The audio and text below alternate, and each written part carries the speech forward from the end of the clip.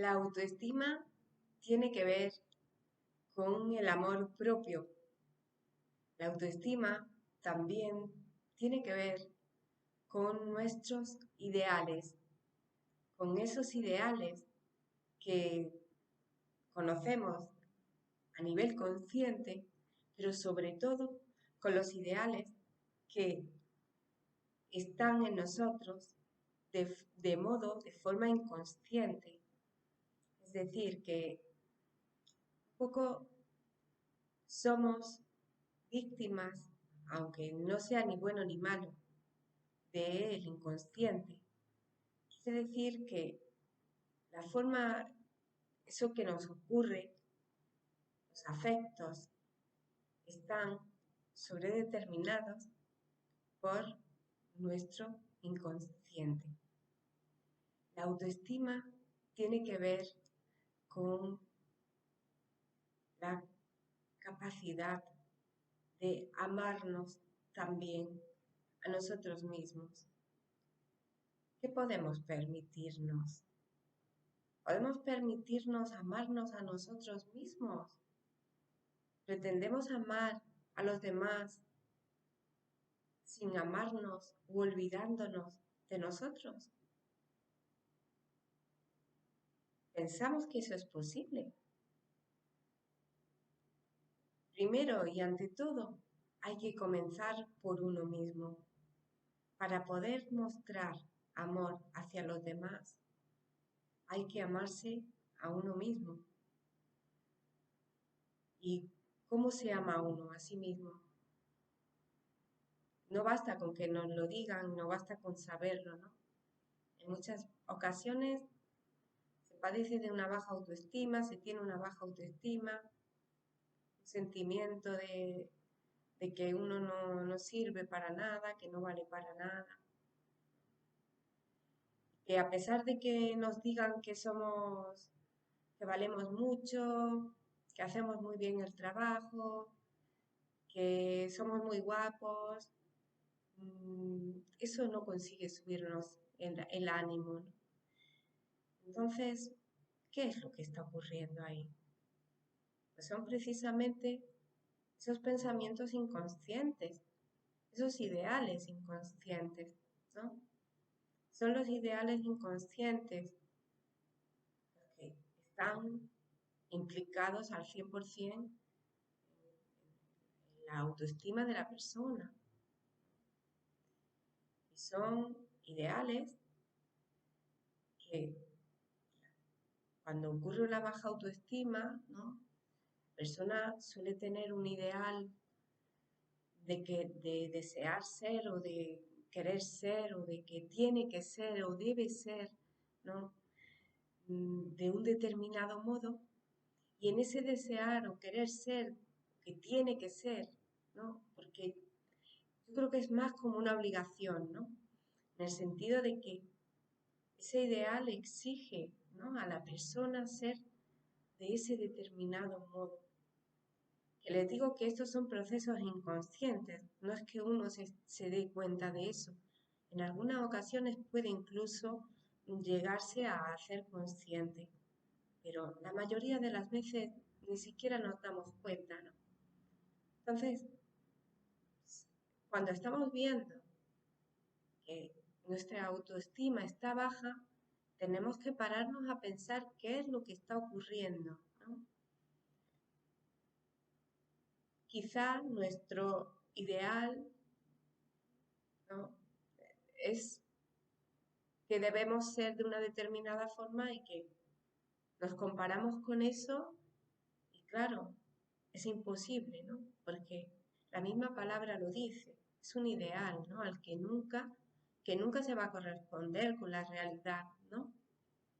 Entonces, claro, cuando la persona exige mucho a sí misma, se exige tanto en ser de un determinado modo, que en muchas ocasiones son personas impecables, que todo les va prácticamente, los miras desde fuera y son personas que tienen un trabajo maravilloso, amistades, son personas de una determinada forma, ¿no? Que desde fuera se diría que son casi perfectas, ¿no? Pero que luego ellos, ¿no? Se ven así. Es un ejemplo, ¿no? Quiero decir que no tiene tanto que ver con la realidad material, no tiene tanto que ver con eso que somos realmente, ¿no? Que tanto las personas que llegan a conseguir grandes metas en su vida, como las personas que no llegan a conseguir grandes metas, pueden padecer, pueden sufrir de tener baja autoestima y que también una persona que bueno, que no tenga esas metas tan altas, ¿no? Eh, en su vida, pues tenga una buena autoestima, incluso mejor que aquella que pareciese que ha conseguido más, ¿no? A nivel laboral o a nivel, ¿no? Que ha podido conquistar eh, socialmente un campo más amplio, ¿no? Que todo depende de nosotros, de nuestros ideales, de con qué nos comparamos, de con quién nos comparamos, de lo que esperamos, ¿no? De qué esperamos, ¿no? ¿Qué es lo que estamos esperando tras este trabajo, ¿no? Porque claro, incluso en algunas ocasiones puede llegar a paralizarnos, ¿no? Cuando queremos nos establecemos una meta, queremos conseguirla y empezamos a imaginar, ¿no? Los resultados, eh, incluso puede llegar a paralizarnos, tanto si imaginamos resultados positivos como si imaginamos resultados negativos, ¿no? Es decir, que en esa idealización, incluso hasta tener un gran éxito, imaginar que se tiene un gran éxito en la vida, ¿no? A partir de la imaginación de realizar un trabajo, ¿no? Incluso eso puede llegar a paralizar a la persona, ¿no? Puede hacerle inhibirse, y puede hacer que se paralice tanto que no realice ese trabajo, ¿no? Claro, en cierto modo, para el psiquismo humano es lo mismo imaginarlo que hacerlo, ¿no? Pero claro, el hecho de imaginarlo, ¿no? Cuando no se hace, se imagina, se está constantemente con ese pensamiento, rumiándolo, ¿no? Quiero hacer, quiero realizar, pero nunca lo haces, nunca lo realizas, eso produce enfermedad, ¿no?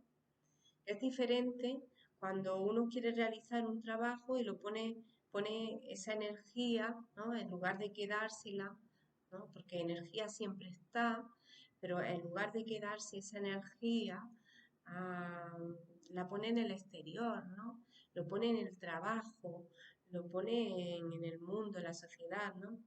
Y entonces ahí va a producir algo diferente, ¿no? Porque está trabajando en la realidad y ahí va a producir salud, que luego los resultados pueden ser mejores o peores de lo que uno podría imaginar, ¿no? Que eso también tiene mucho que ver, como les comentaba, con nuestros ideales, ¿no? Porque el ya tener de antemano un pensamiento de cómo va a suceder, de qué es lo que va a ocurrir o de que yo quiero que sea de este modo, eso también va a actuar, digamos, que no va a producir ningún beneficio, ¿no? Eso,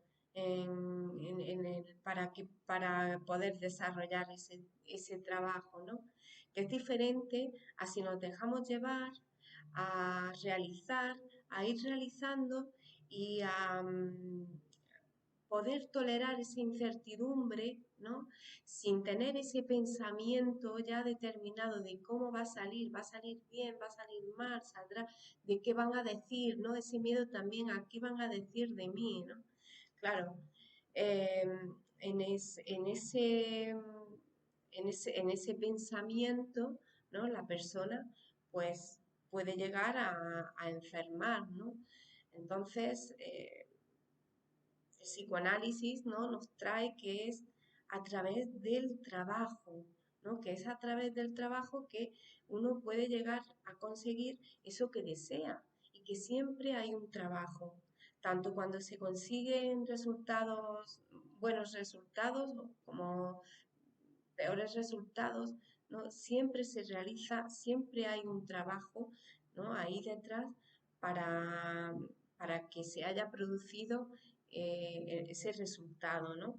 Cuando uno suspende un examen, la mayoría de las veces es por no haber estudiado o por no haber estudiado lo suficiente, ¿no? También tiene mucho que ver la capacidad de resiliencia, ¿no? El que uno pueda aprender también, quiere decir que poder uno también permitirse equivocarse, ¿no?